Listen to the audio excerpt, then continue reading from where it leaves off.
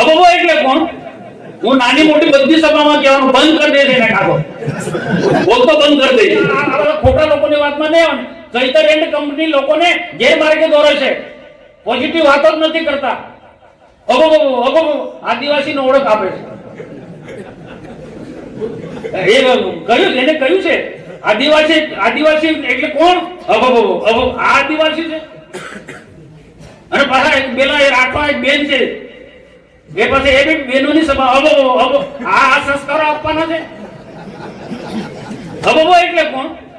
હું નાની મોટી બધી સભામાં કહેવાનું બંધ કરી દે છે ને કાકો બોલતો બંધ કરી દઈશ.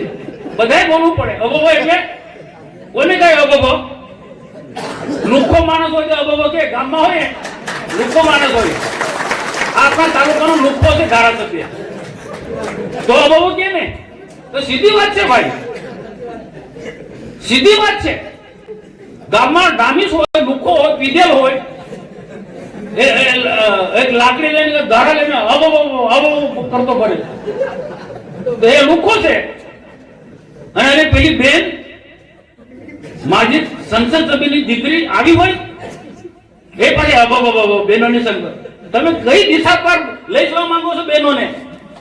યુવાનોને કઈ દિશા પર આ સમજવું પડશે. મનસુખ વસાવે બધાએ બોલવું પડે, બધાએ અહીં બોલવું પડશે ભાઈ, નહીં તો બધાને અબબો કરાવશે અહીંયા. પછી શું થશે? એક ગામ પર જાઓ અને કો આપણો ધારાસભ્ય અબબો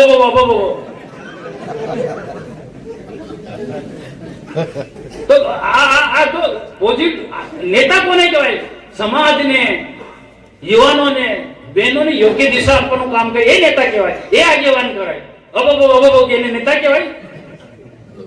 તાવા લુખ્ખા લોકોને ઓળખો ભાઈ, એમની આખી ટીમ જ છે એવી.